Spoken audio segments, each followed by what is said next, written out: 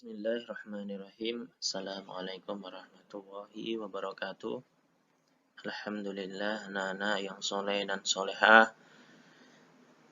Pada kesempatan kali ini kita akan melanjutkan pembelajaran tematik, yaitu tema 1, subtema 2, pembelajaran 3 sampai 6, ya, tentang kebersamaan dalam keberagaman.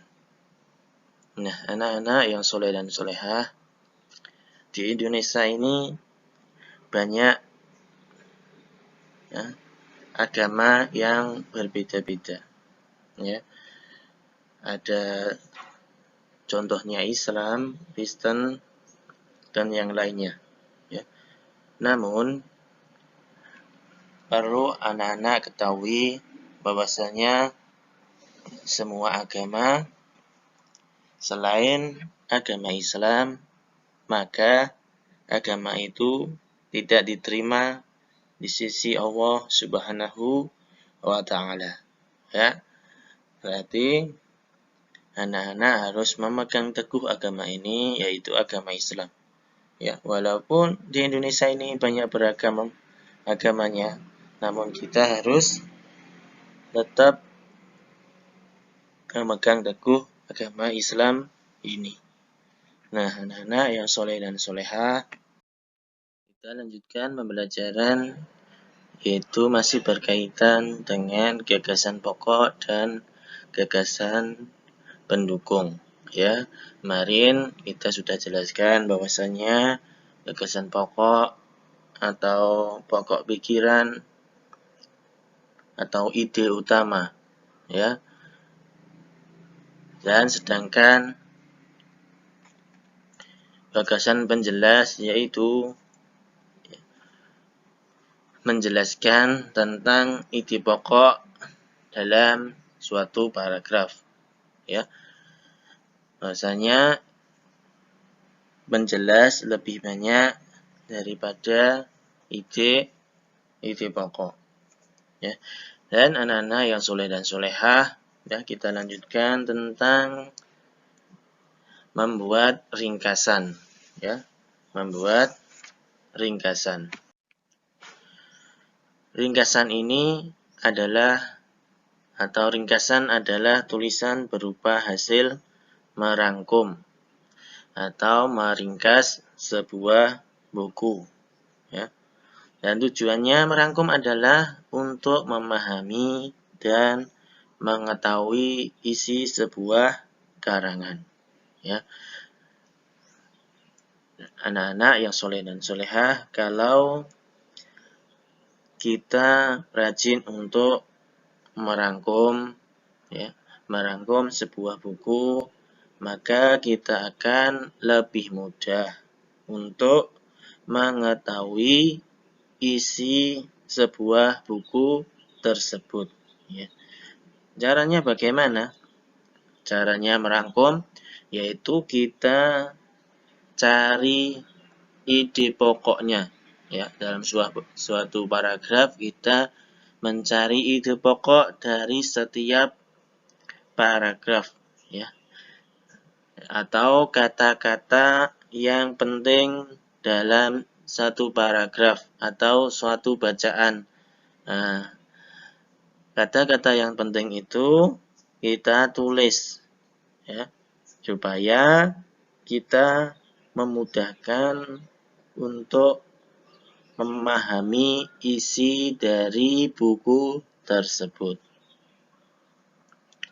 Nah, anak-anak yang soleh dan solehah, manfaat dari ringkasan, ya. Manfaat dari ringkasan yang pertama, ya, memudahkan membaca isi pokok bacaan, ya.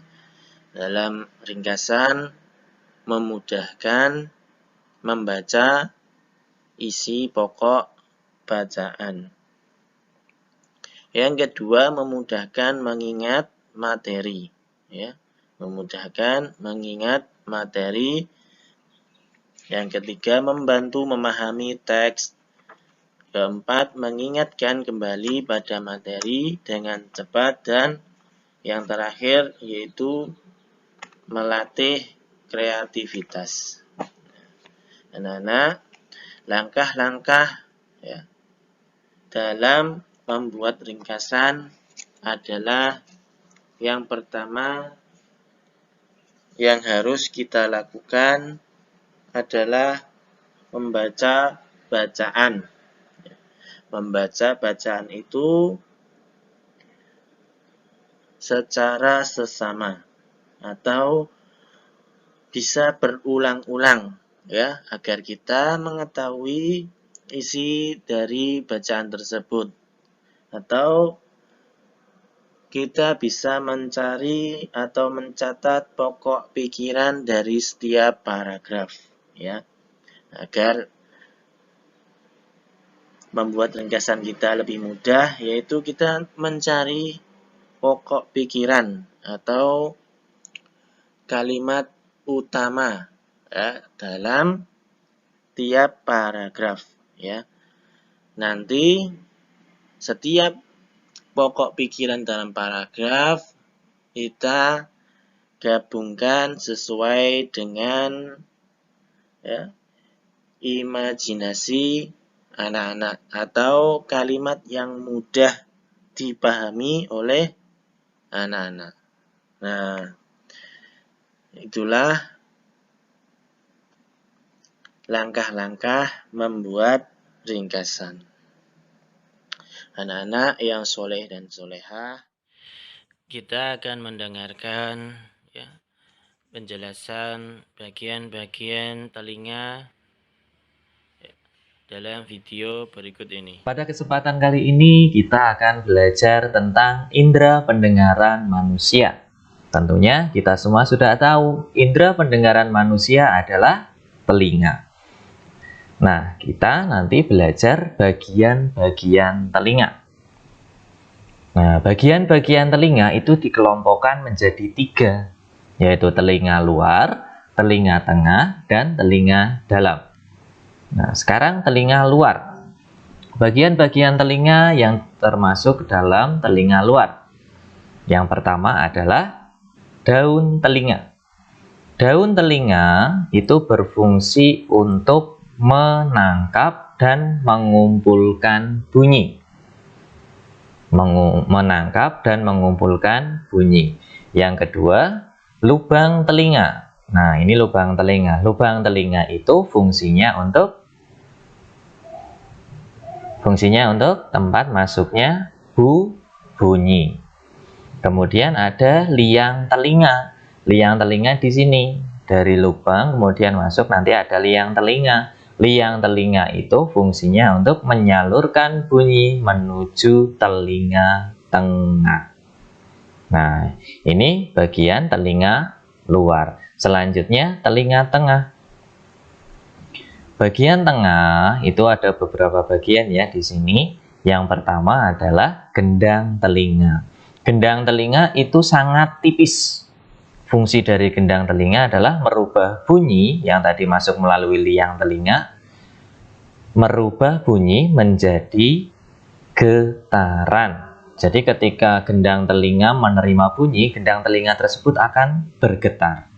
Nah, kemudian bagian yang kedua ada tulang martil, landasan, dan sanggurdi. Ada 3 tulang. Ini ya, tulang martil, landasan, dan sanggurdi.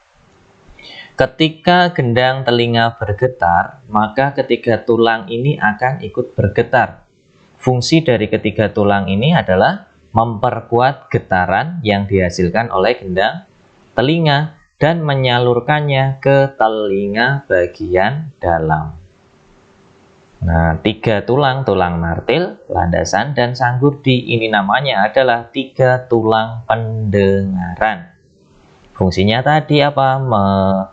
Fungsinya adalah memperkuat getaran yang dihasilkan oleh gendang telinga. Kemudian ada namanya saluran eustasius. Nah, di sini ada rongga.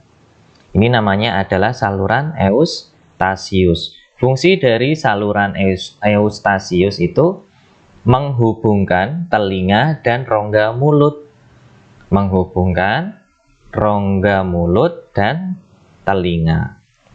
Selain itu, saluran eustasius ini juga berfungsi untuk menjaga tekanan udara supaya gendang telinga ini bisa bekerja dengan baik.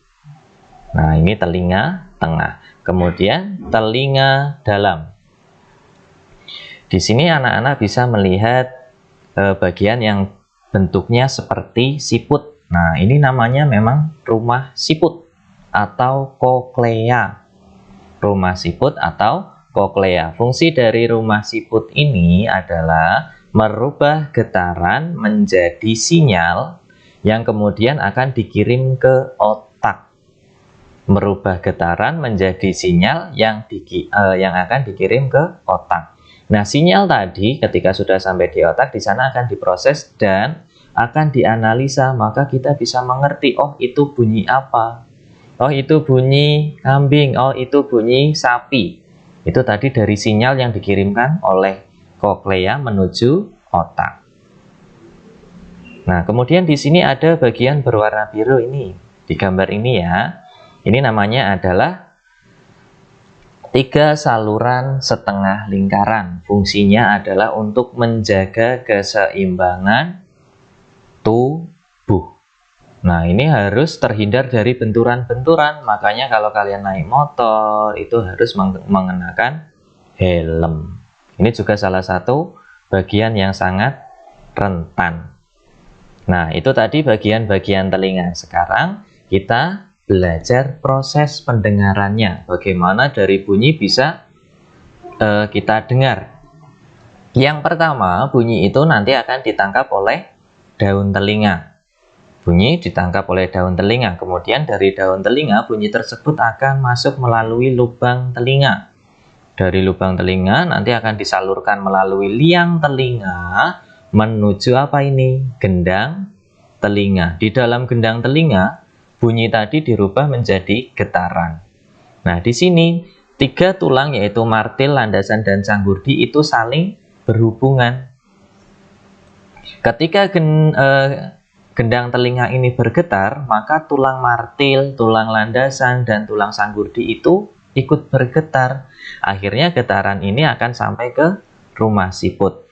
Nah, di rumah siput, getaran tadi akan dirubah menjadi sinyal yang nantinya akan dikirim ke otak. Nah, seperti itu proses pendengaran pada manusia. Nah, anak-anak yang soleh dan solehah, itulah ya, pembelajaran pada kesempatan kali ini. Ya, barakallahu fikum. Assalamualaikum warahmatullahi wabarakatuh.